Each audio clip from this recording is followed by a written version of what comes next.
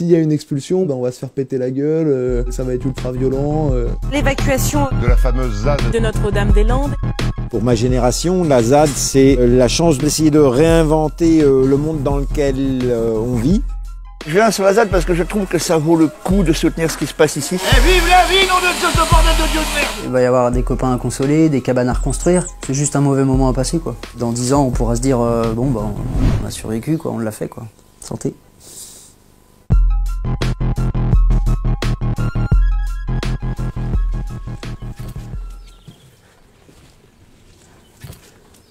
Là, on est au Sans Nom, on est donc dans un lieu collectif qui existe depuis 2013.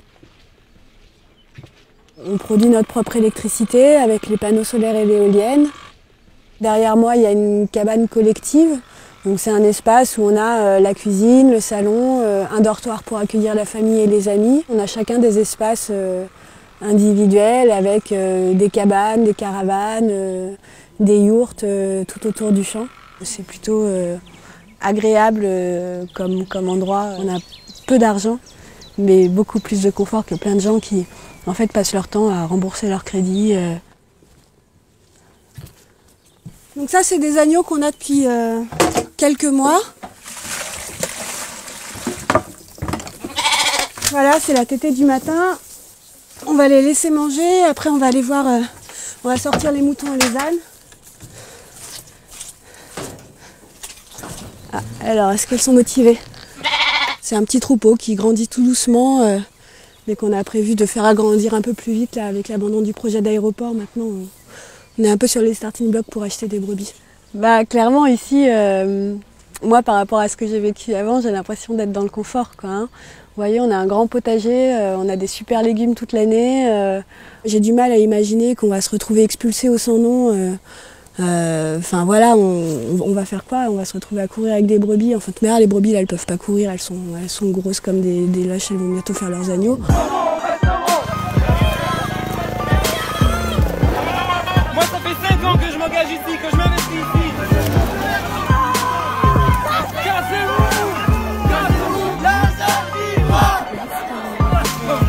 Après, on se laissera pas complètement écraser si jamais elles venaient le détruire. On sera tout à fait capable, avec toutes les solidarités qui existent, de reconstruire quelque chose d'encore plus majestueux derrière, quoi.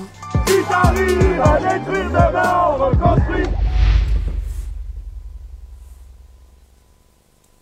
Dans ce territoire de 1600 hectares, il y a une vie qui s'est constituée depuis 10 ans entre habitants historiques et squatteurs. Donc là, on est au studio de rap du ZSR. Tout le monde peut venir poser, même si t'as jamais posé, si t'as jamais fait de rap. Là, c'est la boulangerie, brasserie et atelier pâtes. Chaque semaine, j'ai une nouvelle recette. Ça, c'est une bière surprise, quoi. On a organisé un chantier collectif qui portait beaucoup sur la transmission de compétences, en fait. J'apprends beaucoup de choses. C'est beaucoup plus facile de bosser le piano pour quelqu'un qui sait le faire que de bosser le bois pour quelqu'un qui sait pas le faire. Alors c'est mon cas. On a très vite eu l'envie et l'idée de faire un pied-à-terre pour toutes les luttes et que la rencontre, elle s'opère pas seulement à 30 personnes, mais plutôt avec un lieu comme ça à 100, 200, 300 personnes. Bienvenue à la bibliothèque du Talus. Vous voyez, il y a plein de livres qui sont là. Des livres des gens d'ici, parce que c'est petit, souvent une cabane et une caravane. C'est le futur atelier de menuiserie et de charpente. On est ici au Limambou, on est producteur de lait depuis 99. On a un espèce de projet de ferme expérimentale. On prépare le levage du hangar de Transfo pour qu'on puisse après derrière héberger une espèce de grande cuisine. On est dans le jardin rouge et noir, un potager collectif. Tu viens rapper ou quoi? Vas-y, ben on t'attend. Ok, c'est de l'improvisation, ça se passe, on vient pousser le volume à fond. On est avec l'espion, on a des choses à dire, et quand on regarde le monde et les empires qui se forment autour de nous, mais... Bon bah là, du coup, on est aux Fosses Noires. Donc les Fosses Noires, c'est un corps de ferme où des gens sont arrivés en 89, des gens qui luttaient. Ils sont partis il y a 2 ans, en nous laissant les clés et en nous souhaitant bon courage pour la suite. On a une multitude d'activités. Moi, la bière, ça me prend un 25 heures semaine. Mais à côté de ça, je dois faire encore 25 heures pour faire d'autres trucs, tu vois. Tu te retrouves à filer des coups de main, mais avec plaisir, parce que tu es en train d'apprendre un truc. Moi, j'adore filer des coups de main à Vincent. Ah, d'ailleurs, aujourd'hui, j'aurais dû lui filer un coup de main. Et du coup, là, c'est la houblonnière. Bah là, en fait, tu creuses, il y a 30 cm de terre, et après, il y a un fond d'argile pour poser un aéroport dessus. Bon courage. Mais bon, ça, c'est fait. Aéroport, les gens qui sont là en train de pinailler parce que il y a 1600 hectares de terre qui sont squattés quelque part en France. Et je veux dire, mais on s'en fout, quoi. Enfin, c'est que dalle. On entend la Chambre d'agriculture, on entend la FNSEA. En fait, c'est clairement nos ennemis, ces gens-là, en fait, tu vois. Ils ont vendu les terres. Maintenant, aujourd'hui, ils disent qu'ils veulent récupérer des terres qu'ils ont absolument jamais défendues. Il n'y a pas moyen, quoi. Le jour où ce mec, il revient dans son champ, soit je lui pète la gueule, soit en fait, c'est mort, en fait. On va pas se laisser marcher dessus, quoi. La situation semble s'enliser. Les grenades lacrymogènes sont renvoyées à l'envoyeur. Le feu mis à un barrage par les zadistes qui empêche désormais la colonne de gendarmes de faire son entrée sur cette petite route secondaire. Cette occupation, elle a duré 10 ans, sur 2000 hectares, c'est du jamais vu. Il y a des enfants qui sont nés ici, il y a des réflexions autour de c'est quoi vieillir ensemble sur la ZAD, de construire des maisons qui tiennent dans le temps, quoi. J'ai pas vraiment envie que ça se fasse détruire, je vous l'avoue bien, surtout que j'ai pas fini de construire. C'est dur de se projeter à long terme parce qu'on te dit toujours, de toute façon, dans 6 mois, on va venir vous déloger, quoi. T'as l'impression d'avoir un avenir incertain, mais si tu te mets à douter, à dire quand même, est-ce que je ressème des prairies pour l'an prochain ou pas, ou etc., là je pense que t'es foutu, quoi. Donc là, c'est la future brasserie. Il fait 120 mètres carrés, c'est un beau bestiau, c'est cool. Ça, je vais pouvoir bosser tranquille dedans. Continuer à construire, s'enraciner un peu là, pour nous donner aussi pas mal de rage, donner encore plus de rage à défendre des lieux et dire voilà, on n'a pas envie de lâcher ça, parce qu'on y met aussi notre temps, notre énergie, notre sueur. Et j'ai toujours cette putain d'espoir qui est là. Sinon, pourquoi je ferais 200 km pour venir faire un chantier si j'ai pas cet espoir?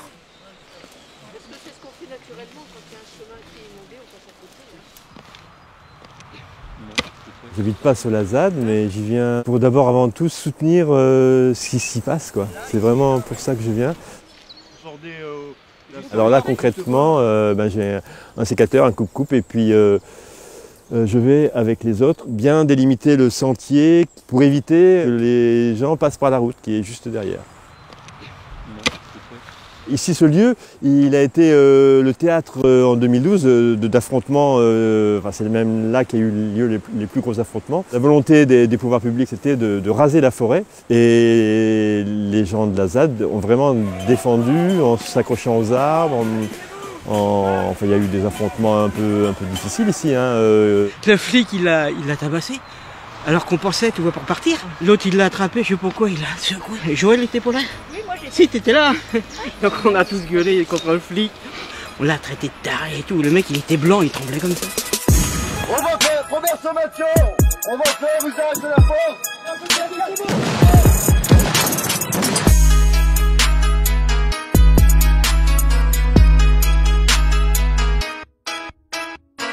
Après, s'ils arrivent, ouais, ça va être la merde. Même s'il faut venir en défendre le lieu, on va te défendre. On a vu se réveiller des forces qu'on n'imaginait pas. La violence de l'État, elle est là, quoi. Et c'est pareil, c'est pas de la faute des gendarmes. C'est pas le gendarme qui décide qui va jeter la grenade. On lui dit, c'est son supérieur qui lui dit.